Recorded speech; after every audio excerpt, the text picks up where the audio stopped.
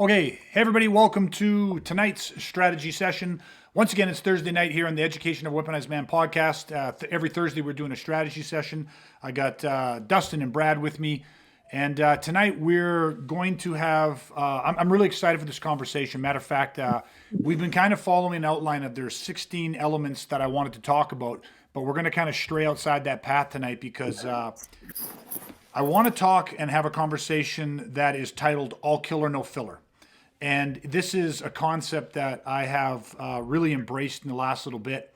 And it's something I want to dive deep into tonight. And I think it's going to be really interesting for people. So that is what we're going to do. So I'm going to cut to the intro. We'll be back in 60 seconds to talk all killer, no filler. Stay with us. Many people understand that they can at any time become the target of a violent criminal assault.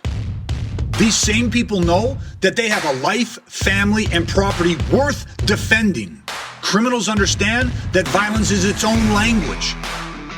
Violence is not the sport of competition. Violence is not the art of fighting. Violence is about one thing: destruction. There are those who believe that violence, even in self-defense, is morally wrong. Then there are good people like you who know that defending yourself, family, and others, as well as your property, is not only a personal right, but a duty within a civilized society. Understand, violent assaults are won before they occur. People who learn strategy survive. People who do not will not. For those brave people who believe life is precious and worth defending, Welcome to the Education of a Weaponized Man podcast. Hey, all right, we are back, everybody. And like I said, tonight is conversations. I'm really looking forward to this conversation. I've been thinking about it a lot today because this is a new concept. It's not a new concept. It's a new way that I have come up with to describe a very old problem. And so tonight we're going to be talking all killer, no filler. Now, this title, even right away, for a lot of people has pushback to it because, again, people have a resistance. All killer, no filler. What does that mean? Well, that describes exactly what we are doing. It describes how we are solving a problem. All killer, no filler. Okay? And again, a lot of people hear the term killer and right away they think, oh my God, you can't say that. That's horrific, because people, a core problem is people don't understand the difference between killing and murdering. Killing happens all the time. I mean, the same people that are against this are cutting their steak. You know what I mean? That, animal was slaughtered. It was killed to, so you could eat. Killing happens all the time in lawful moral combat. It happens in our world, and there's capital punishment, and it's just a word, but that word has been linked to evil. But killing, like death, is a part of the world. And this just ties back to conversations we've had in earlier podcasts where we talked about the hard realities. And it's really hard for a lot of people to have these conversations. A piece of terminology can throw a lot of people off. But I'm going to unapologetically use the term because it's a very important concept for people, or discussion for people to have, because of the implications that it has. So again, all killer, no filler. So the all killer part of it is simply this. It is designed to get people to understand that we are talking about a very specific problem, and that problem is life and death. That problem is when you and your loved ones face imminent grievous bodily harm or death. Like imminent grievous bodily harm or death. So what are we talking about? Well, we're talking about a violent criminal. We're talking about another human being, a member of our species, who is debasing and dehumanizing you up to the point that they're willing to take your life. They're willing to murder you. That's what violent criminal assault is. We have a saying, right? Violence never asks. Violence doesn't ask for consent. So if you're not a willing participant in this situation, then it's murder. It's assault that could lead to murder. It's imminent grievous bodily harm or death. This is the problem. And again, right there, we have a lot of people that have a resistance to acknowledging the problem. So the problem is we have to have a solution that is predicated on all killer. Meaning what? Defending against the life and death situation. So that's the all killer is talking about defending against a life and death problem. Then on the other side of it is we say no filler. Well, what's the filler? Let me go this way. The problem is life and death. What's the solution? The solution has to be a direct path. The solution has to be something that has minimal resistance in it.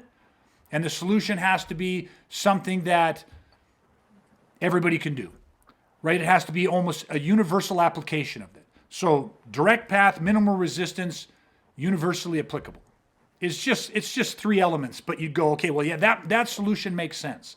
So again, I like to work visually, and I usually like a whiteboard because I like to draw stuff out, but it's hard to have that here. But the problem is a life and death problem that we face. The solution has to be direct path, minimal resistance, and universally applicable. Right? So what filler is all the bullshit in the middle. That's what filler is. All the bullshit that ends up being in the middle between the problem and the solution. There's all this stuff that happens in the middle. Okay, so before we go any further than this, I want your guys' visceral response to this, of that, what that term means. Just give me your visceral feedback on this so far. Yeah, when I think of just the all killer, no filler, it's very focused, right? And, like when you think about finding yourself in a situation where, the ultimate price is, or the ultimate risks are life and death for either yourself or your family, defending yourself and your family, that the solution needs to be as focused, as intense as that saying, do you know what I mean? Or as that situation. Now, I don't mean intense in terms of intensity, but I mean intense in terms of it's a laser-like focus in terms of what exactly you're trying to accomplish, being very, very specific, and every fiber of your being is walking towards the efficiency of that path. If that is clear. Yep, 100%.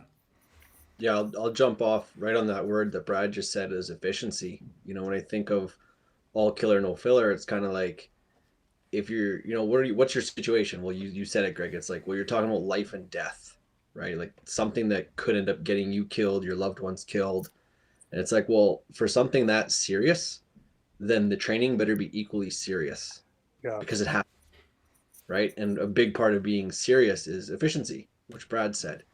I think of like Navy SEALs. I mean, how much time do those guys waste doing, things that aren't directly applicable, highly efficient to what their potential missions might be? Zero, because they can't afford to. Yep. And it's the same for average citizens. Like when it comes to protecting your own life or your loved one's life, it's like there has to be a very high amount of seriousness to that, professionalism, right? Versus being an amateur. So for me, that all killer, no filler, it's like, especially once you start to elaborate more for people what the filler is, people, I think, very quickly will understand why we don't want it there. Yeah, 100%. And I agree with both your guys' definitions of it. And even my own, as I'm trying to set up a framework, I purposely did it the way I did it.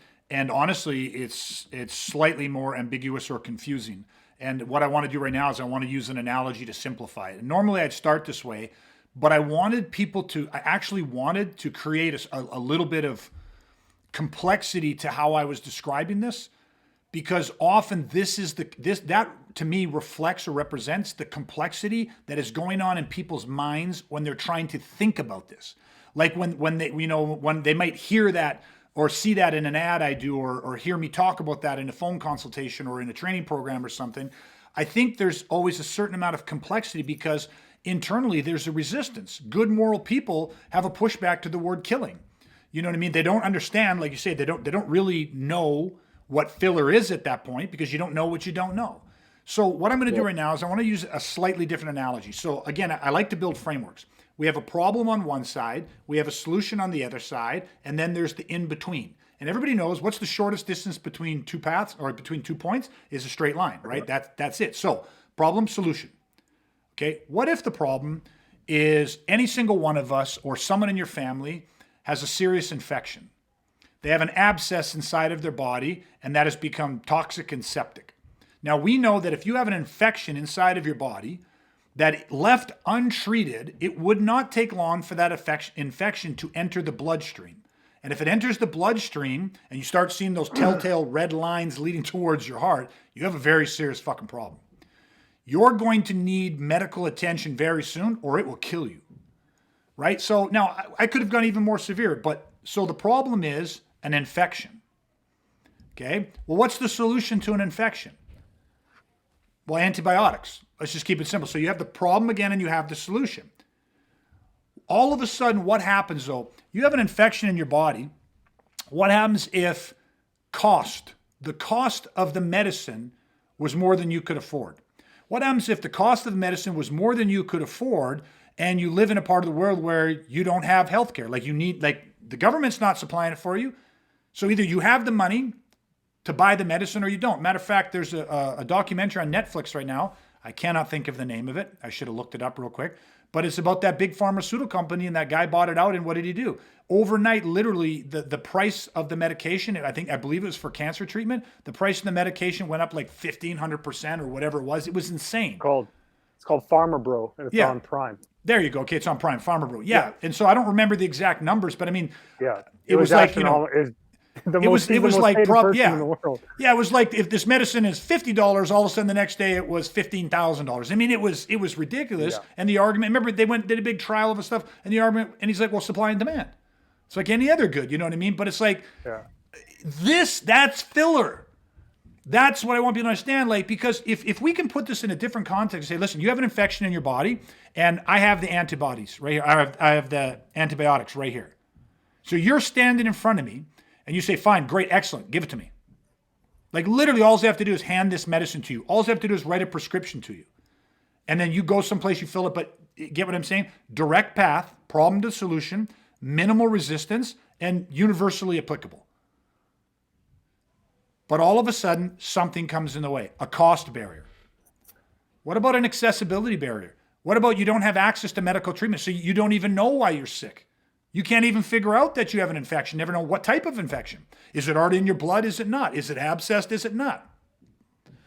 Like, and the reason I use this kind of simpler analogy is because almost all of us, if not all of us, can relate to having some sort of a medical problem. We've all had something where we're like, you know, you've been in fear for your health. And we all know how important health is. If you don't have your health, you don't have anything. So we've all felt that fear on a certain level. Well, you imagine what type of emotions you start feeling if you have this fear because you have this very serious problem, but you're like, oh my God, thank God, there's a solution. But what do you start to feel when there is filler between you and the solution? When there is no, go ahead, Brad. You don't feel like it's attainable. Or exactly. Like, you can't, it's so, as close as it could be, it seems like it's so far out of grasp. So what's the emotional response with that? Because I'll just throw one out there. For me, it's fucking negligent. For me, it's intense amount of anger. Now that's just one emotion. Anger's not the only emotion, but I'm just saying, like, if you have a problem and then there's this solution right there, but there's all these barriers. Now, filler. Most times, most of the filler, it's not a necessity. It's a byproduct of some other system. Like, why do we have such, why would medication be so expensive that the average person who's in need, life-saving medication, the average person who's in need of this life-saving medication, a life-saving procedure, life-saving diagnosis, whatever it is, what is the filler that would prevent somebody from having access to that? It can simply be because of another system, and that's called commerce, supply and demand, profit. Right? Now you say, well, yeah, the world, you know, that there's a system within the world that's how it works, man. It's like, okay, I get it. But do you understand the frustration or the craziness of that when there's all these other things, these external things that get in the way of it? And it's just this filler where we have, as human beings, we complicate the fuck out of everything. That's just human nature, right? You have a problem, you have a solution. Let's complicate the fuck out of it.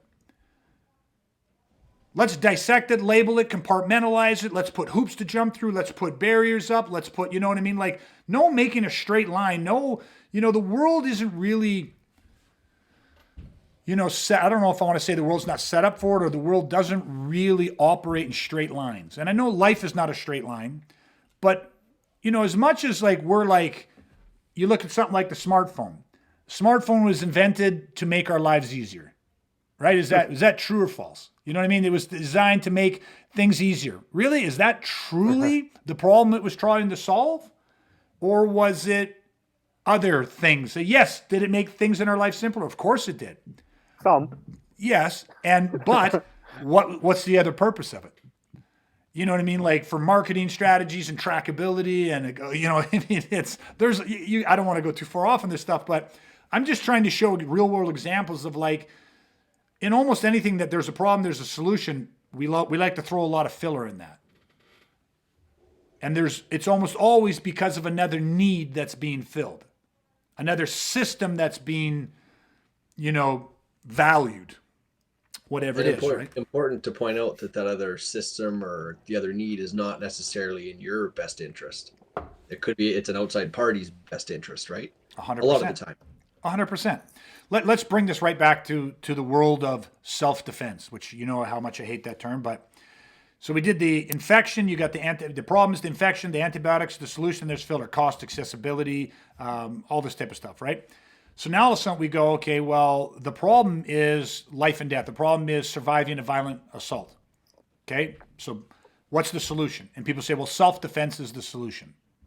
Okay, so let's forget arguing about styles and systems and strategies and tactics or whatever. Let's just look at it and say all martial art, all combative sport, everything is about self-defense. All of it is an equal solution to the problem of what happens when violent criminals try to target us or our families and try to take innocent life, try to murder. So it's a life and death problem, and the solution's universal.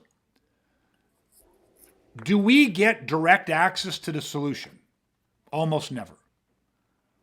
Why? Because of the filler that's put in between it. And so what would an example of filler be? Well, one thing that's right off the bat is that there's fucking belts, there's levels, there's formalities, tradition, there's rules, there's guidelines, I'm just, you know, it doesn't take much effort to think about all these different things that are filler. And I'll say, well, I used belts. Why would belts be a filler? Okay? Because there are, again, the problem is life and death, the solution is self-defense. I go in to learn that self-defense, but before I can even start class, they're sizing me up for a uniform. I put the uniform on, before I can step onto the floor, before I can begin training, they spend the first 15 minutes trying to teach me how to tie the belt properly. Because if the belt isn't tied properly, it's somehow a sign of disrespect, or it doesn't look neat and orderly, or there's no discipline in that, or whatever it is. And now, again, people right away that want to listen to this and want to try to play devil's advocate or counter the argument, well, right away, one of the things that they'll turn to is say, yeah, but a lot of these things are done for different reasons, like discipline, like teaching respect, like other values, important values in life. Excellent, perfect. What the fuck's it got to do with saving your life from a violent criminal assault? Like you say, well, you need the discipline to build. No, fuck that shit. That's weak. Right? I got an infection and you want me to worry about how my gown goes on. Like you need immediate surgery. But here, go put this gown on. Then I walk out and say, well, no, sir, sorry. It's supposed to tie in the back. You got it tying in the front. That's rude, inappropriate. That could be offensive to somebody. We're going to spin that around. You clearly don't know how to do the proper knot. I will have to show you. Like, let's do all this stuff before you get into surgery. Like, it's silly, right? Nobody did. You're in a crisis and the paramedics show up on scene and you're in a car accident. They just fucking cut your clothes off you. They got to get you out of a car. They take the jaws of life and they rip your fucking car in half. They cut the roof off your car. They're not worried about protecting your property. They're not worried about filler and formality. They're worried about triaging and saving lives. And every fraction of a second counts in a crisis situation. So if we're coming into a life and death situation, we're saying, listen, I'm legitimately worried and scared for my safety. Maybe it's a direct known threat to me, or maybe it's just something where I'm going, listen, the neighborhood I live in, the way the world is, whatever it is, I have a real concern that somebody could target me or my family and wish to do me harm. I need to learn how to protect from imminent grievous bodily harm and death. That's my fear. That's my concern. What's the solution? Oh, we have the solution for you. But let's go through this first. You got to learn how to count in this language. You got to start in the basics. Like, why the fuck do we have beginner classes and advanced classes? And again, I get it. I've trained for over 27 years. I get that you got people that are brand new to it. You can start them at a different reference point, but we don't segregate between beginner to advanced. Why don't we talk beginner versus advanced? The same reason we don't have different belts. And we don't sit there and say, oh, this guy's a black belt, this guy's a brown belt, this guy's a purple belt, this guy's a this belt. We've talked about external motivators versus internal motivators, but because it's filler. And what makes it filler is because the problem that we are solving and the solution that solves that problem, that has to be direct path, minimal resistance, universally applicable. Right? It has to be streamlined. So all of our, so much of our effort and work comes into removing filler. Yeah, I think another way of kind of framing exactly what you're saying, Greg, is like, ask the people who need to go through the training, the people whose lives are potentially at risk. Well, how much time you got? I don't know. I might get attacked tomorrow. I might get attacked next week. I might get attacked next month. So I don't have time to learn how to tie a belt. I don't have time to learn, like you said, counting another language. There's no time for any of that because the threat could be imminent.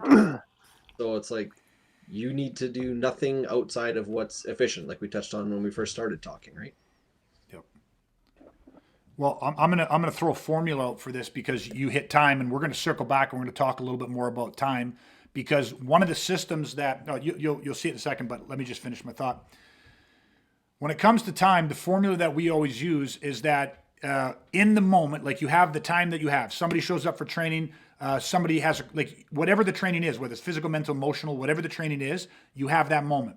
In that moment, however much the time, if it's 6 minutes or 6 hours or 60 minutes, it doesn't make a difference. In that time, you have to be as expedient as possible. Time's the greatest gift. We never know how much of it we have. So you have to be as expedient as possible. So A to B. You move them from one point to the next point. If they're on B, you move them from B to C, C to D, D to E, so on and so forth. You are as expedient as you possibly can. And then when you get more time, then what you do is you constantly expand. You constantly expand. And I just, again, this is very, very different. So it's like a reverse model, right? Most businesses that you go into that are in the business of teaching self-defense, martial art, or combative sport, they bring you in and they teach you, and it's segregated with filler. And what they do is they say, here's where we're going to start you. We're going to start you at this point. The goal is not get them from point 1 to point 2 or point A to point B as expedient as possible. The goal is to move them through the maze. Right? The goal is to say, well, you start here. These are your fundamentals. You practice this. We keep practicing this. The goal is always pushed out because the goal has no sense of urgency. Like, you might have a goal. I go into a student, I want to compete. Okay, great. Now there might be a sense of like, oh, good, we got a tournament coming up in 6 months. We can get you ready for that because they have a beginner division, they have a white belt division, they have whatever it is. So you don't have to be that good. You'll be going against other people that good. So maybe there's like a benchmark they're trying to hit. But the end goal of saying, oh, I want to be a professional fighter, I want to be a black belt, I want to have like that world-class skill, I want whatever, that's on average, most people can do that in 7 to 8 years of serious, dedicated training. It's pushed out. So it's like, oh, you have this time, continue on the journey, you have this time, you walk this long path. But when it comes to violence, when the problem is life, and why is that? Because the problem is not life and death. Every time that I trained with my instructors, every time that I went down and I did an intensive personal training program they called an IPTP, the first thing they'd look at is say, what's the thing that's going to get you killed the quickest? They had an educated eye. They watched. They make me, move with this, do this, mass attack, knives, ground, all this stuff. They'd watch and they go, hey, I got a list of things you need. Like literally a list of things that we can improve upon. But what's the thing that's going to get you killed the quickest? What's the 1 or 2 things that are going to get you killed the quickest? And that's what they would address. And they'd say, okay, you're here for 3 days, you're here for 2 weeks, you're here for whatever it is. We got to use every second has got to be on point. No fucking filler. Every second we got to fix this fucking problem because then you're that much harder to kill. You're that much more inoculated. They're that much more resistant. But the problem always preceded the solution. And that's one of the things that I want people to understand with this. All killer, no filler also means, like, all killer to me represents eye on the problem. You own the problem. You always focused on the problem. You cannot own a solution if you don't intimately understand and own the problem. So it's always, all killer was like, what's the problem? Like you said, you guys talked and referenced a little bit about like how serious it's all killer, no filler, the seriousness of that, and how training had to be serious. Well, the seriousness is in always keeping your eye on the problem. Mm-hmm. Own the problem. If I got an infection, let's not forget about the infection and start worrying about, I was talking to one of our clients, Jaron, and he's a pharmacist. And I was using this analogy. I said, listen, I have an infection. The doctor writes me a prescription. I come to you, you're a compounding pharmacist. I hand you the prescription and you say, oh, perfect. Okay. Like, listen, like he understands that he needs to make this compounded medicine that's going to cure this. But what he does is he goes, well, I'll tell you what I'm going to do. I'm going to give you your first batch of medicine, but I'm going to give you 20% has the antibiotics in it. And the other 80% is going to help boost your immune system. Just for overall general health. Well, yeah, like take this antibiotic and that'll help to clear. So one day I'm taking an antibiotic. And then the next day I'm taking something to boost my immune system for overall general health. And then on the third day I take the antibiotic again. Well, everyone knows when you take antibiotics, you got to take them every fucking day. You got to take them as many times as they tell you to take them a day, and you got to take them till you're fucking finished. Not till you feel better, take them till you're fucking done. Because you got to kill that infection. Do you get what I mean? Like, what would be the sense of adding in some general health stuff? Yeah, it's just not focused. It's not contributing in that moment directly to what the fuck you're trying to achieve. Yeah, just say it. It's fucking You don't. Yeah, so just call it what it is. Yeah. He wants to sell that because he's like, well, I'm a pharmacist. I got lots of shit that'll make you feel better overall. I'm going to start treating and treating your overall health. I have a fucking infection. Yeah. If this infection gets any worse, I'm going to the fucking hospital, man. It'll turn into a blood infection. I'm going to die. Yeah. I'm giving you a little bit of the antibiotics. It'll help a little bit. You know what I mean? Like, no, fucker. I don't want a little bit. Don't give me your fucking filler. Let's solve the problem. Let's get me healthy first, and then let's worry about all of the other things that I can do. Because all of a sudden, that immune boosting stuff, the other stuff that you might get prescribed or that you could take that would bolster and bulletproof your overall health, all of a sudden, at the right moment in time, the right place, it's not filler anymore. When is something filler? When it's not necessary. And it's not the solution to the problem. Not the most necessary. When it's not the direct path. How do you know when it's the direct path? What's the problem? I'm in a car accident. I've got a shattered right and shattered left ankle. Fucking snap sideways. Right? You know what I mean? And all of a sudden they get there and the paramedic starts tending to my broken ankles. Problem is, I've got a femoral artery bleed. Yeah, you're not going to last very long. It's called triage. You know, how good is the paramedic that shows up and starts trying to set my ankles or immobilize my legs? Oh, I better take care of this because if that gets fucked up anymore, this guy might not walk again. Yet I'm bleeding out my femoral artery. It's like, no, let's triage what the problem is. Let's get the solution, direct path, minimal resistance, universally applicable, right? How is it possible that combat medics or paramedics or anybody like that can show up on the scene of a crisis, an explosion, a shooting, a stabbing, a car accident, whatever crisis they happen to show up to, natural, mechanical, or human? How do they show up on scene with no prior information, and how do they save lives? Because they're experts at triaging. Right? Experts at triaging. Dustin, if I asked you, you're a dentist, you're a doctor. I mean, if someone's having a heart attack, we're still going to call it the classic joke. But I show up and my whole mouth is busted apart. What's the first thing you do? Worry about my smile? No, for sure not. Exactly. Pain infection. Right away you have it. Pain infection, kind of like life and death. Pain infection, life and death. Someone comes to us, first thing we do is we clarify the problem. We don't do anything. It's not me talking, it's asking questions. Clarify the problem. What are you looking for? Why are you here? What's going on in your life? I need to see if they even are aware of the problem that they're trying to solve. And for some people, it's an imminent problem. Whether that's just a feeling or whether there's something going on in their life. You get a young woman phones us up and she's being stalked by an ex-boyfriend, an ex-husband, something, and it's imminent. And restraining orders aren't going to do shit. The police can't help because they have an obligation and a duty to protect society, not the individual. So this woman intimately understands that she's on her own and she's scared. We have an immediate problem.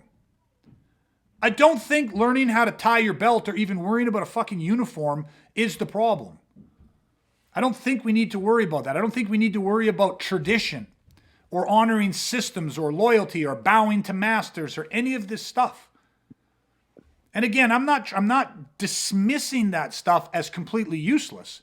It is useful in that it serves a different system, but that system often has nothing to do with the problem. That's just accoutrements. Yeah, it's a different goal, right? It's a different goal.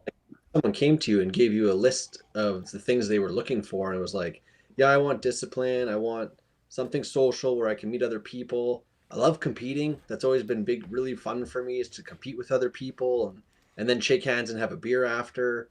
Like, you start getting a list like that, you're going to tell them, well, don't train with us. Like, that's not what we don't have that for you. Yeah. But here's a list of people that do. Yeah. Right? Because it's different goals. Yeah. Yeah. People, it's so funny, right? Because for me, I'm the opposite. I cannot stand, I believe it's negligent, anytime somebody hits me with filler. Right? You know what I mean? You can go somewhere and say, listen, I want to up my skill sets. You're phenomenal on the ground, or you're whatever it is. And they say, okay, well, do you have a gi? Do you know how to tie your belt? Do you X, Y, Z? And it's like I can put a gi on because I understand that using a gi can work grip strength and different things. Like there's a functional reason why you roll in a gi. But you're asking me if I have a gi because that's the uniform? Like, you're asking me if I know how to tie the belt because that's a sign of respect? I don't know. Like, what is that? Like, I don't understand that. To me, it's like, again, if I'm coming to somebody and say, like, they don't bother asking the goal. Why are you here? I'm here because I need to add to my skill set so that I can protect myself and my family. I don't want to end up on the ground in a fight. But it's like when you fall in the pool, you got to know how to get out of the pool, so you go to somebody that knows how to swim in the pool. But I don't want to learn how to swim. I want to show me how I can tread water and get to the edge and get out of the pool. That kind of mindset, right? So it's like, forget everything else, drop the filler, and give me what you can do to help save my life. Because at the end of the day, if you get a phone call at 4 o'clock in the morning and it's me thanking you because what you showed me, without any of the filler, what you gave me, what you gifted me, saved my life tonight. Like, how does that feel? But again, we don't think in these contexts because oftentimes the model, the problem most gyms are trying to solve is a business problem. It's a how do I earn a living problem. It's a how do I perpetuate my art problem. How do I get the world to appreciate what we do problem? You know what I mean? Like, I want to show people the beauty of my art. I want to show people I want to pay ultimate respect to my instructor's instructor and the master that created this stuff. All great. But all of it filler to somebody who has a very serious problem. Just like, again, I've got an infection, I need the medicine, and you're trying to correct my posture with orthotics in my shoes or give me, extra vitamins to help my immune system, when it's like, this is not the problem. This is not for right now. This is just filler. Yet you're making me jump these hoops. And again, I think why this conversation was important to me is because there's a lot of people out there that are teaching self-defense that are absolutely unaware of how much filler they have in their process. And so by default, they're just flooding, they're watered down solutions. Even if we said it's a viable solution, but it's so watered down and it's so bogged down in filler, problem solution, and you got a maze that people have to run through to get to the solution, well, then it's no solution for violence. Right? Because you don't have the time. You don't have the luxury of getting to know when. You don't have the luxury of getting to know what the situation is going to be like. You just have to understand that at any point in time, we can become the target of a violent criminal assault or property crime. That's what you have to know. And that violence is a completely different language, and it's about one thing and one thing only, and that's fucking destruction. And if you're not prepared for that, then you don't, if you can't own the problem, you definitely can't own the solution. And even if you own the problem, you got to be careful where you go for the solution, because you're going to get bogged down in filler. So I'll ask you a question, Greg, which kind of fits into everything you just talked about in the last few minutes here. Generally speaking, do you think people want filler, or do you think people are just so conditioned to think that filler is actually a necessary part of the process? Yeah, it's a great question, and you just answered it. I honestly believe there's two. I guess I'll answer in two parts. I'll go the way you went first. The first thing is I believe that people are 100% conditioned to expect filler.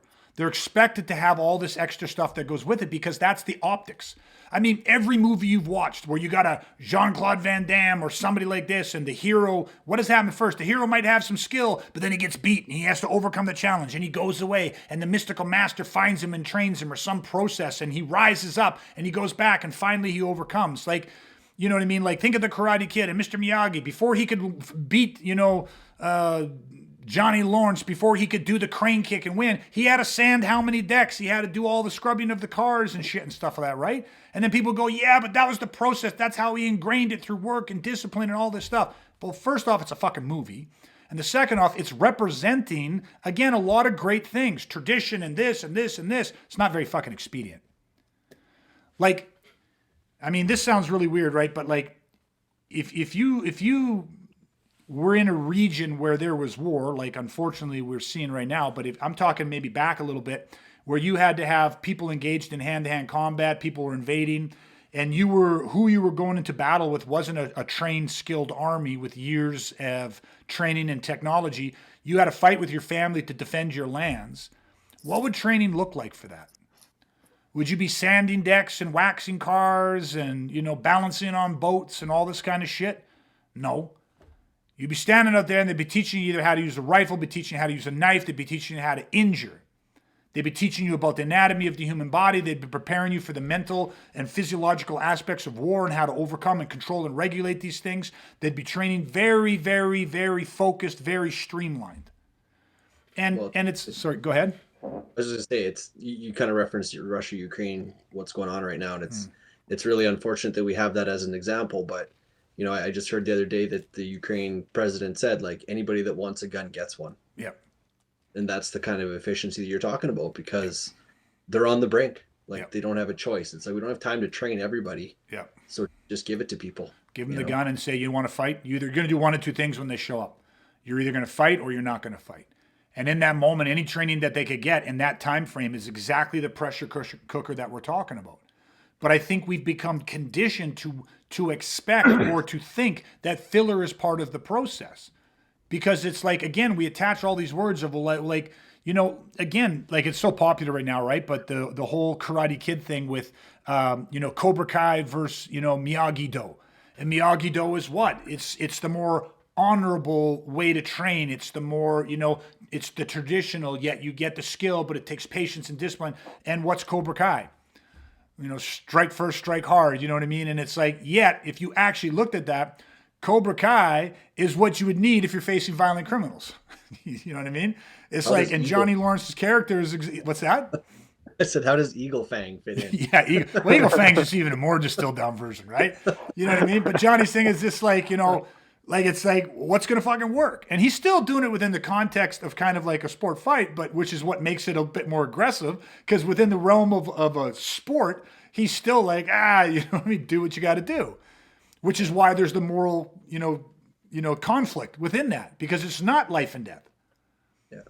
But we're talking about life and death, which is, again, comes back to owning the problem. And just before I jump off that, the second point I have with this is that, I think that people, to answer the question, I think that people are expectant of that filler. And so they see it and they go, well, this is part of that. That's That's what I have. That's the sacrifices and that's the path I have to walk, the burden I have to carry, the boulder I have to push to get to the other side. Okay, right? The second part is that I believe many people don't actually understand the problem. It's a feeling. It's a feeling they have. They don't, like, I talk to so many people say, what are you looking for in training? What's your problem? And people are like, no, I don't have a problem. And it's like, no, well, you're like, I just wanted some information. Well, I don't think you spend your day just phoning people up and doing a ton of research on the internet just to collect information. Like if you wanted to do that, just watch Jeopardy. You'll collect a ton of information. You're searching for something. You're trying to solve something. What are you trying to solve? And again, they don't know. And then I have to use questions that help them reveal it. And so when I paint the picture, I say, okay, imagine yourself a year from now or 6 months from now or 3 years, whatever you want. Just imagine yourself in the future. You begin training and you see yourself the last few seconds of a fight in a tournament, and you see yourself submitting the opponent. You see yourself knocking the opponent out. You see yourself with the referee raising your hand. You see and feel and hear the crowd cheering, and as they put the medal around your neck or hand you the trophy. You see your instructor wrapping a black belt around your waist, and you're standing in the front of the class, and people bow to you and all this stuff. Now, when you see that, how does that make you feel? And then the second scenario is you see yourself out one night having an amazing dinner with your wife and your kids, and you're as happy as you've ever been. Work's great, life's great, and you come out of the restaurant and 4 individuals approach you. And one of them grabs your wife and rips at her clothes, and the other one shoves your kids, and your kids hit the floor. And the third one puts his hand to his belt as he goes to pull something out of his waistline, and now you see yourself ruthlessly and suddenly exploding into action. Knocking the first guy back, taking the second guy back. You see yourself, your kids and wife running and getting back into the restaurant as the third and the fourth attacker fall, stunned, shocked, overwhelmed, as you turn and run back into the restaurant, locking the door behind you as you guys pull on your phone, and you see the 4 of them limping, dragging each other and running away. When you see these 2 scenarios, which one are you looking for? Which one excites you the most? Which one motivates you? Which one's your why? And people for the first time almost ever start going, fuck, number 2. Some people are like, well, both. Some people are like, no, I'd have to be able to do number 1 to be able to do number 2. They're the same thing. One's just me winning at the tournament, and the second's me winning in the street. You don't own the problem. You don't understand the problem. You don't understand the difference. You actually think that they're the same thing. You think that's the same language. And it's not the same language.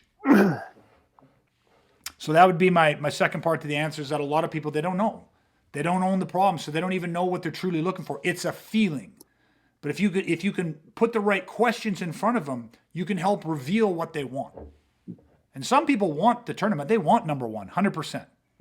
And that's awesome. That's great. And now they can walk the path to that. You've helped them figure out what they want. So now their problem, they can go find the solution. And now to them, what is filler to me is not filler to them. It's all just part of the process. Perfect.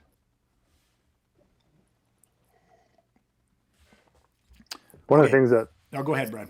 Like just thinking about where we're at with the conversation and, on what people expect. I think too, there's majority of the times is like, it's actually what people have been told as well. Sure. Right? Like when they come in and they're like, I want to learn how to defend myself. And a lot of times the people that are offering the lessons and offering the solution, they say, well, this is exactly what and this is all filler because it's exactly what we're talking about. But like, yes, we could help you with that. And we're also going to get you in shape. We're also going to get you, exercising and all this stuff. And it's like, you're trying to sell me a steak, right? But then when I say, yeah, I'll take that steak, you're giving me a grilled cheese sandwich. Yeah. It's people expect it, but that's also because when they go to somewhere where they believe that these are the professionals, it's like they're saying, yeah, we could totally do that for you. And it's false advertising, my opinion. No, 100%, right? And again, like, none of this, a lot of times, a lot of people are doing this and they're doing it like they're not doing it consciously. They're not doing it maliciously. Yeah. But again, what's the system that's being served? How do I make a living?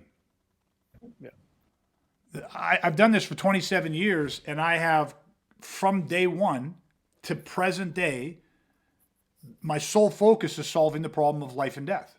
That's my sole solution. And the point I was going to add on and build on, of yours, Brad, was the next point in this conversation, which is we give our best stuff first. Yeah. It's like we give you the steak first, and then the sizzle is later, right? Meaning that we reference it this way. In my 27 years, it's been called the primaries, and it's differentiated between primaries and secondaries. I call it this. I say, these are the tools you're going to live and die by. These are the strategies, tactics, and tools you're going to live and die by. I get people to understand that, listen, there's 10 strategies. We have a playbook. Inside the playbook is 10 strategies. Those 10 strategies, their tactics and their tools, that playbook, those 10 things solve the problem. And what is the problem? There's 4 blueprints that power predators fit into. There's 1 blueprint that fits for the persuasion predator. So there's 5 different blueprints. That's it, 5. These 10 strategies solve all 5 of those blueprints. Any violent criminal act is going to boil down into one of these 5 blueprints. You can profile it.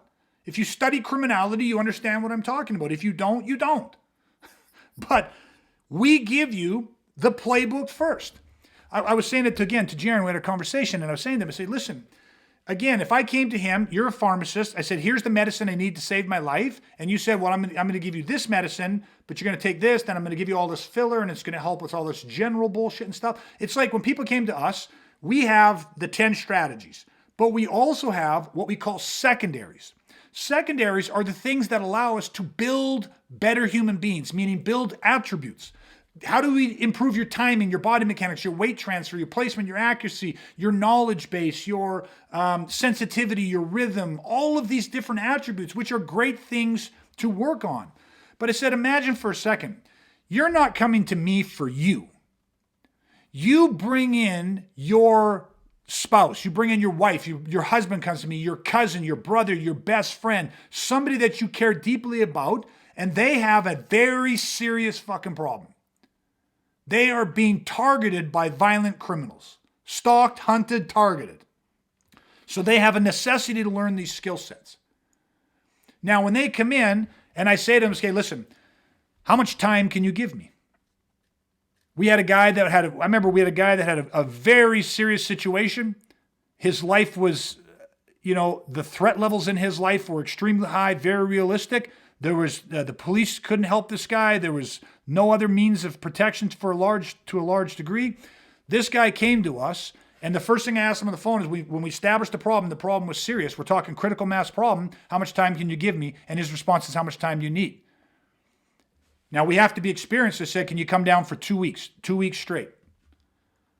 And the answer is what? Yes. Because when the problem's that agitated, when the problem's that real, you take time off work. When the problem's that imminent, when the pain point is that high, you don't give a fuck about money. You don't give about time. You don't give a shit about effort. None of that. There's no barriers at that point. So he came down, and for 2 weeks we say, well, we know you're going to be safe here because they're not going to track you here. It's going to take them time, but we have 14 days. And for 14 days, we build out a solution for this guy as expedient as possible. Now, in that 14 days, what do you think I'm teaching him? 10 strategies. That's it. I got to give you these 10 strategies. I got to educate you on these 4 blueprints so you understand what they're going to do and why they're going to do what they're going to do. And you're going to have these 10 strategies, and you're going to figure out how to build a response chain that solves that problem. And you're just building this. These are the tools you're going to live and die by. For 14 days, you hammer this out. Now, we have all these secondaries. I could do all of these other drills and training methods that would improve his timing and make better body mechanics and just make him a better combat athlete, so to speak. How much of those do you think I did in those 14 days? Well, you guys were there, so you know. How much did we do? Fucking 0. Why? Because there's no time. Yeah. If you got 14 days, you go, this guy legitimately, from when he leaves here, his life is in danger. You're not spending a minute working on some sort of attribute development drill, some sorts of sensitivity drill, some sorts of flow drill on the ground. You're not doing any of that shit because there's no time. But if you have, once you get through the shit that's going to save your life, once you have the 10 strategies, once you understand the blueprints, we've built a foundation, the solid foundation of skills that'll preserve your life and your family's life. Now you say, yes, I got this, but I want to go more. I want to, how do I get better at this? Now we can start to integrate some of the tools that change who you are as a person, that build your timing, your rhythm, your strength, your power, your explosiveness, your durability, your knowledge base, your physiological control, your mindset, all of this different stuff. But guess what we always do? We always keep it connected to the core. Always keep it. Start off, tools you live and die by.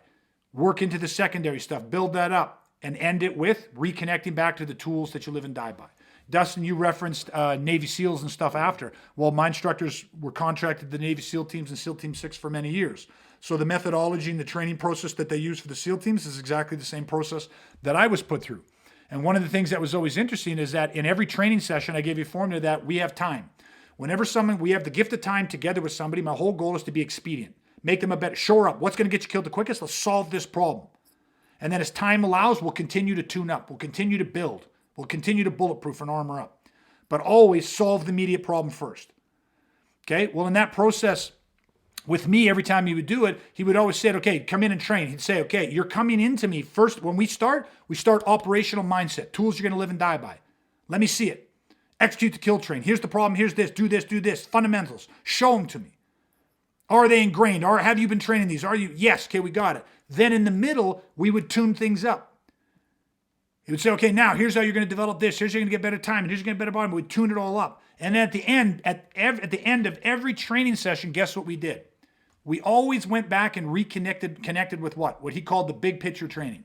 He always reconnected me to shift me back into operational mindset. And the SEAL teams is what? They go operational. Well, before they go operational, they do a workup. And in their workup, they might have a month or a few weeks or a month or two of general skill refreshing, right? Whether it's demolition, diving, whatever it is, general skill stuff where they say you got to be checklisted. We got to make sure anything new that's developed, we're shoring you up on this stuff. So you're back in doing your general workup. And then right after that, they went mission specific. Meaning, what's the theater of operation? What's the mission you're going on? What special skill sets? What extraordinary stuff do you have to have? And then they went in there, and whether that was a linguistics class or whether that was fucking riding donkeys or horses or operating jet skis or anything that was outside of their normal stuff, they had the very best experts in the industry, the very best equipment, and trained them on it. And how do you think they trained them? In one of the most expedient manners possible. So that they can get there and functionally get the result. Not to be the best in the world at whatever, functionally do it to get the result. And then they'd go operational. And this mindset, there's a formula to this.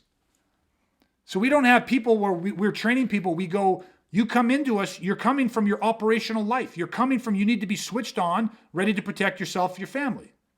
Then when you come in, we're going to connect, make sure that's good. And then we're going to help tune you up. We're going to show you how you go beyond the 10 strategies, how you become better and better and better. But before you leave, we're going to switch you out of development mode and put you back into operational mode. How many gyms, how many training centers leave people in development mode? You're learning something new and that's it. You go into class, you learn this intricate technique, you're practicing it, you leave class, you're thinking about it because they go, well, don't worry, we'll just pick up next class. No thought that in between class 1 to class 2, you get assaulted. Then it's like, you're just like, oh, I'll just kick into operational mode. I would argue that a lot of them stay and only operate in development mode. And because why? Filler. Thank you. Because of filler. I'm so glad you nailed that. I was reading something the other day, and the one thing that stuck with me is they're talking about how gyms, like fitness gyms, are the only business whose entire business model is reliant on the customer not showing up. And I was like, well, that's interesting because, yeah, like the more members you have that don't come, the more memberships you can sell, right? So, well, that's very interesting, but how it kind of ties into what we're talking about, which you alluded to earlier, Greg, is like, it's not the best business model to give people the absolute best thing in the quickest way possible. Like that's not how you make millions of dollars in anything, right? You need the customer to stick around. You need the customer to keep coming. You need them to stay around for years and years and years. So of course they're going to be okay with tons and tons of filler because it keeps people around. It keeps people striving for that higher belt, that next level, the next whatever it is, the next technique, that kind of thing, right? So yeah, there's gonna be tons and tons of filler just because of the business side alone. Forget tradition and all that other stuff. 100%. Now let's just real quick counter this, because you're 100% correct, right? And I've done this for 27 years, making a living, solving a problem, and solving that problem in the most expedient manner possible. Matter of fact, for many, many, many years, probably 15, 18 years, we ran a 3-day combat school. And in that 3 days, we solved the problem. In that 3 days, we taught virtually, I think we got 8 out of the 10 strategies taught in those 3 days.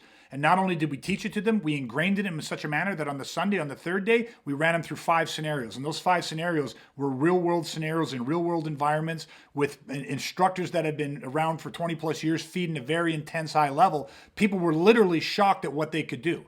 I mean, their bodies were doing what their minds couldn't even comprehend what they were doing yet, because the process is so fast, but it's such an expedient manner that you bypass the brain. Matter of fact, I used to start that 3-day combat school by telling people, I don't trust your brain. Your brain will get you fucking killed. So in the next 3 days, I have zero concern of educating your brain. I don't care if you understand why I'm doing what I'm doing or what I'm doing. I'm simply going to do it to you. I'm going to use operant and classical conditioning. I'm going to do it to you. I'm going to viscerally impart a survival motor program inside you. And when you get faced with a stimulus or a threat energy that is imminent grievous bodily harm or death, your body will viscerally respond. And at the end of it, you'll be sitting there going, what the fuck just happened? And that's what we would do. And we'd do it in 3 fucking days. And it was predicated off the same program they taught to SEAL Team 6, under the same mandate of needing to be expedient as possible to get a result. What's the problem? Life and death. What's the solution? Injure the human body and save yourself. So we would do this for 3 days, right? And so again, at the end of that course, people had a hard time seeing what the next step was, because they're like, well, fuck, you kind of solved my problem in 3 days. And so most people would go about their business. But then there'd be the other people that go, oh man, there's way more to this without adding filler. How long have you guys been around? 20 plus years.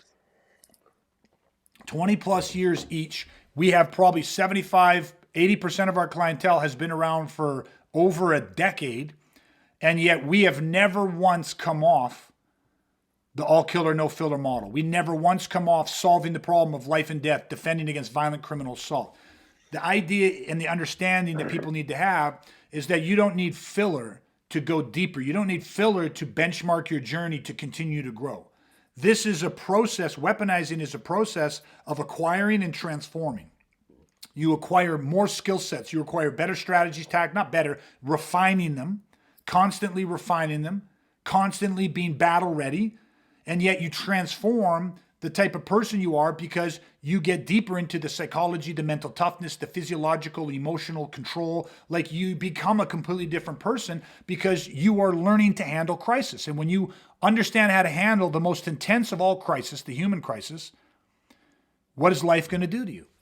And so the residual of how you are in life and how you handle the struggles of life, everybody else, their world is burning. And for people like us, the weaponizing is, yeah, our life catches on fire and burns too, but we move through it. We become even more resilient from it. We stay in an offensive mindset. We don't get pushed to defensive mindset. We don't get overwhelmed with stress. We're not suffering from depression and things like this. Why? Because we have systems, because we have a process that has taught us. Otherwise, we're like everybody else. We're slowly becoming more toxic, corrosive, and septic on the inside. I mean, these are not cliche sayings. Life beats the fuck out of people. Life beats people down. Many people are not happy. Most people are not fulfilled. Most people are struggling. And that's not most people are just surviving. Our goal is not to survive in life. We're not meant to just survive life. We're meant to thrive in life. Even through adversity, we're meant to thrive, not just survive. And that's the power of a process. You touched on, what keeps people going in this, like, because we give people things so efficient and so expediently. And it's like, well, yeah, we're not chasing medals. We're not chasing trophies. We're not chasing belts. We're chasing a standard. We're chasing a bar. Yeah. And so that's what keeps you going. You raise the bar, you raise the standard. Yeah. So you're doing the same things, but just to a much higher standard, right? That's what you chase. 100%. And I think too is maybe we'll come towards wrapping this portion of it up, and it ties back into a lot of people. I said, don't know what they're looking for, but I'm going to almost counter what I said, because there's a lot of people that know exactly what the fuck they want. They just have no clue how to find it. You know what I mean? Like there's a lot of people. Sorry. Or that it exists. Exactly. There is a lot of people that feel like we feel. I'm not just going to say me, I'll speak for you guys too, and you can correct me if I'm wrong, but they feel like we feel. Like filler pisses me off. I just don't have, I get it and I can respect it outside of the process.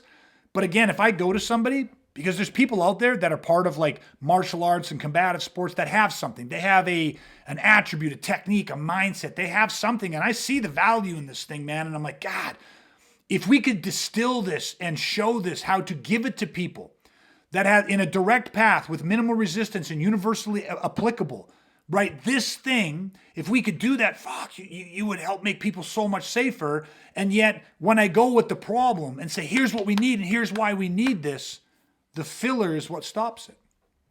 They don't want to share it that way because they feel as though they're just giving something away because they go, it's too simple. It's too straightforward.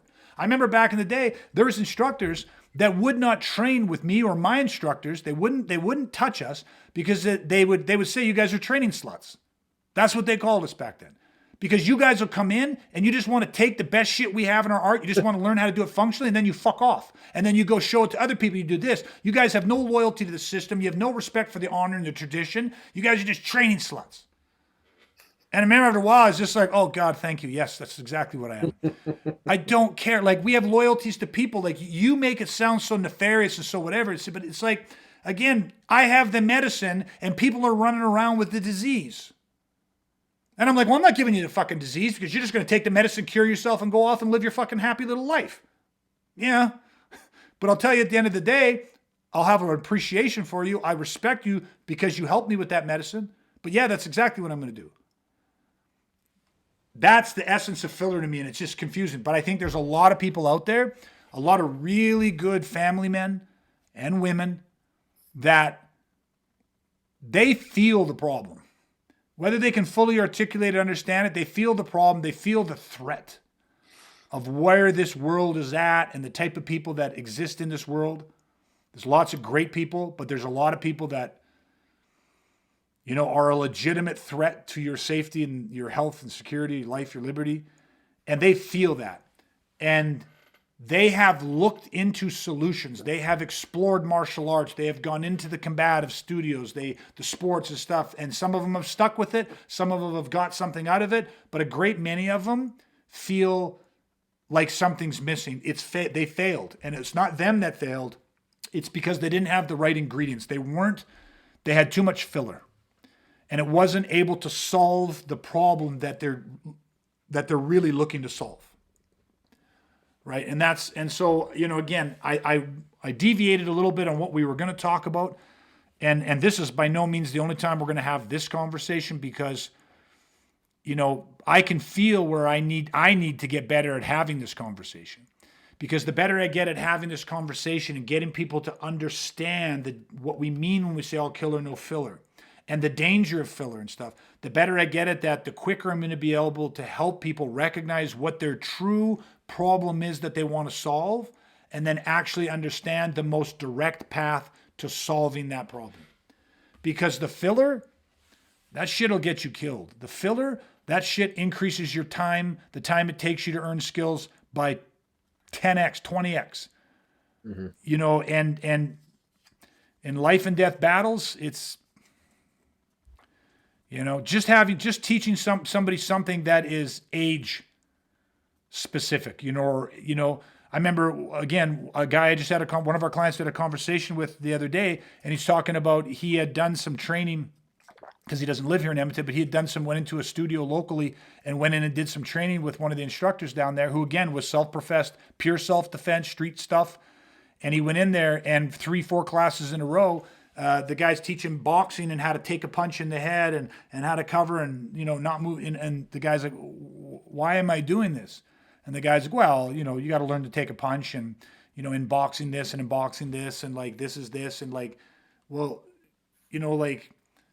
I'm not 20 years old anymore. Like, I get that you want to learn maybe how to absorb a punch, and you know, it helps when you've been there and done that. So yeah, there's times, and done the right way, you can learn how to take a punch, and so that's not a shot, all that stuff.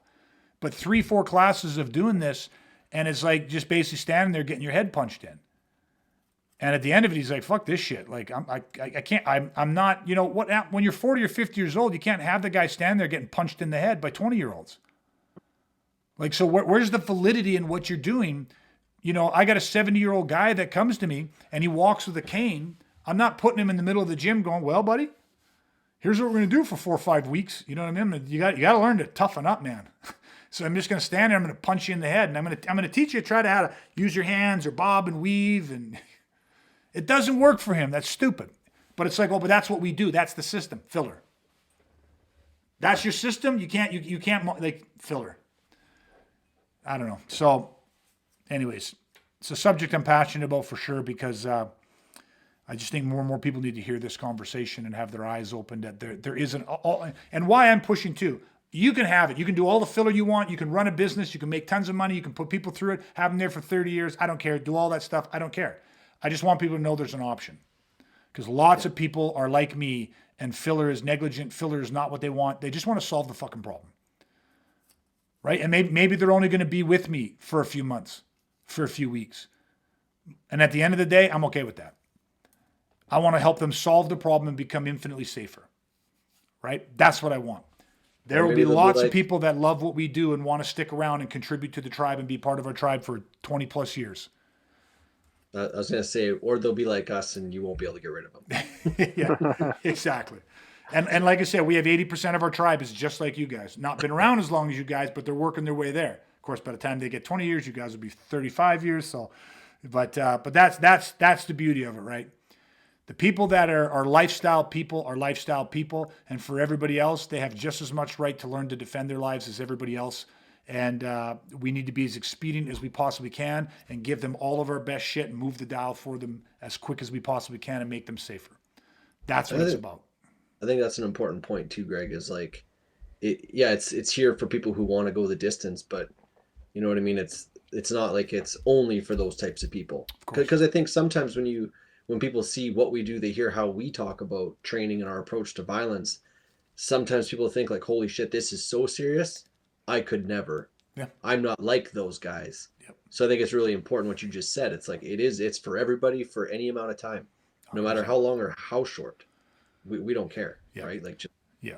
Actually, one of the things I'll throw out there too, because I just started this because I talked about how back in the day we did this 3-day combat school and this massive rapid induction, and it was super intensive and stuff. And, the 10 strategies, there's 5 core strategies people need to know. But one of the things that I'm offering now that again talks to the whole thing about the time duration is I just launched a 90-day virtual intensive where for 3 months, 90 days on demand, you can learn the strategies, the tactics, the tools to build that foundation. You can do it from the comfort of your own home. There's different tiers of this. There's a do-it-yourself tier where I have built it all out online, so you can access it anywhere in the world. You have internet. You can do it on your timetable, your schedule, your pace. All of the information, the guided implementation, every step, day 1, week 1, how you do it, it's all laid out for people, and they can do it that way. And or I also have the 90-day virtual intensive where you can add in the private coaching tier, where again, from the comfort of your own home, but you get access to our entire team. And not only do you work the stuff on demand, but we're coaching you every step of the way through Zoom and through different technical systems that we have where you get direct access to us and all this great stuff. So anybody that is interested, there's people that have come to us that have done the 90 days, and people have admittedly say, well, I actually probably only got through 50 or 60 of the days out of the 90, but the skill sets you learned, they built a foundation out of that. And that's it. And we never see these people again. But one of the things that I was passionate about was, again, taking this all killer, no filler mindset, this training methodology we have, and how can we give this to more people? How do we take away the barriers? And a lot of people don't have the time to come travel to see me, to train with me, to spend 2 weeks straight or a week or a month or whatever it is. They don't have the time, the money. It's a tremendous amount of effort. But now you can do it literally on demand through our 90-day virtual. That program is just releasing. So if anybody is interested in something like that, here's what I'd recommend. At the end of this, we're going to sign off here in a few seconds. I have a couple different ways that I can help you weaponize, and you can check out these websites. But I am also offering, I call it the 1 hour education of a weaponized man workshop. So I have a 1 hour workshop where I'm sharing with you the 10 insights violent criminals don't want you to know. At the end of that workshop, if you take, it's 100% free right now. If you take the workshop, the 1 hour workshop, at the end of it, I have a very special offer, a very limited time offer that includes our 90-day virtual with some amazing, amazing things. And I'll just tell you this. You're getting like $5,000 worth of training for a tenth of that price. So if anyone's interested in that, take the 1 hour education of a weaponized man, watch it, work through it. And at the end of it, there's a very special offer. I would look to that because that is how you start this. And if you just get through that 90-day virtual intensive, you do that, you will be infinitely safer for the rest of your life, as will your children and the rest of your family. And then if this is something that you're into, there's options to kind of move forward and go lifestyle route with the rest of us in our tribe, and that's there as well at the end of it. But that's what I recommend people do to build that foundation is look at something like our 90-day virtual intensive. It's just an amazing thing. It's the technology advantage. This didn't exist back when I started training. There, you had to travel, you had to train, you had to sacrifice, you had to go through all of this stuff. So it's just such an amazing point in time in our world that we can do something like this and do it from literally on demand anywhere in the world. We're not geographically bound anymore, right? So anyways, check that out. But as far as this conversation goes, I think I'm good where I'm at. I don't know if you guys have anything you want to add in to wrap it all up or not. Yeah, I think just one thing that comes in my head is that, I'm just thinking like whatever problem you're trying to find a solution for in life, we're talking about violence, the solution to defend yourself against criminal violent assault, but whatever problem that you're facing, there will never be a recreational path. Yeah. Ever. Like, because that is nothing but filler. So violent criminal assault, any other problem that you're going to face is like, there will never be a recreational path for that. Yep. I love that analogy. It's a great methodology. Matter of fact, anybody that's really accomplished anything that especially something they have to do under pressure has done it through private coaching and done it through serious, like again, problem solution, direct path, minimal resistance, universally applicable. Right, so the word recreation is filler. Yeah. Right, Dustin?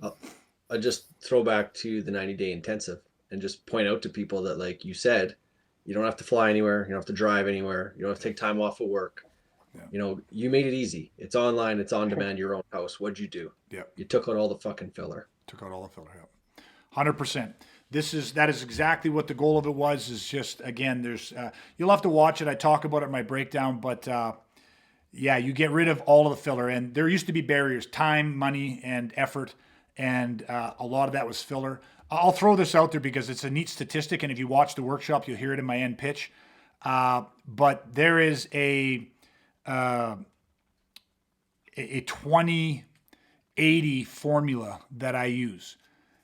I've spent, and this is modest, but I've spent over $300,000 in personal coaching, private coaching, in a 15-year period. I spend more than that because I've been training more than 15 years.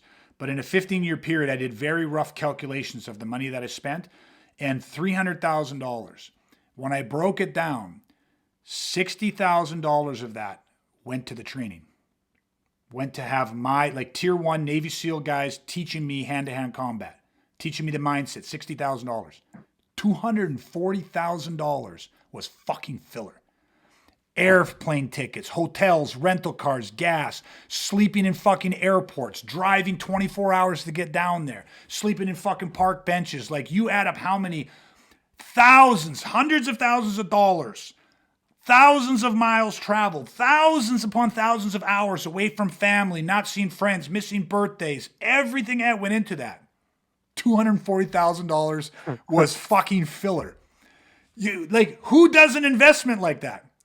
You invest, I'm going to $60,000, but it's going to cost you $240,000. And now what we're doing now, none of that exists because of the technology effect. It's all fucking reversed. Now you get dollar for dollar value. You go home and you say all of a sudden your wife's like, no, you got to do this. Oh shit, well honey, I was supposed to go to class tonight. Nope, can't go to class, miss it. Lose money, lose time, whatever it is. No, now on your schedule on demand, hit play. Not to mention that the tier 1 coaching that we offer is 100%, it adapts. You have 24-hour a day access to us and our team if you're taking the tier 1 coaching, which is why you better check out the special offer, because it's massive what you get in this stuff for the 90-day virtual. But yeah, filler. I hate fucking filler. Get rid of the filler. It's an exciting time to be sharing this stuff and doing this process. So did you keep your receipts? Yeah, I got receipts. It was called debt. Yeah, all I had to do is go every time I got my bank statement or a credit card statement or anything else.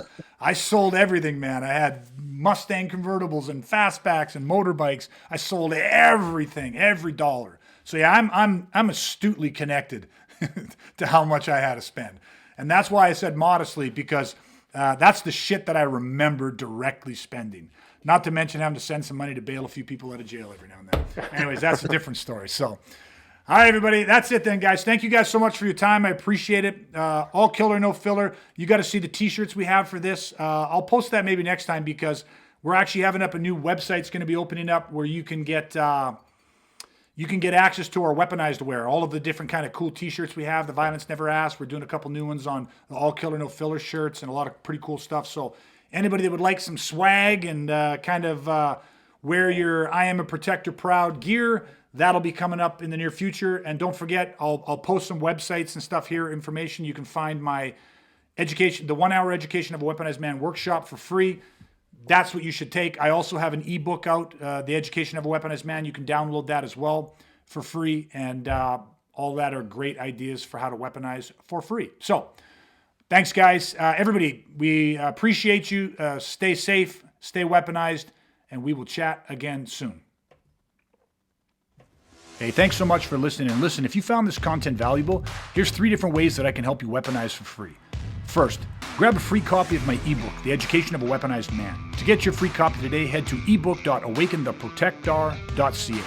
Number 2, you can take a free workshop where you will discover the 10 insights violent criminals don't want you to know. To take this workshop, head to workshop.awakentheprotectar.ca. The third way is to head to my website and check out all of my Freeline programs that cover everything from mindset to strategies. To check us out, go to awakentheprotectar.ca. And finally, leave a 5-star review so that we can reach more good people like you who are ready to weaponize and rise regardless.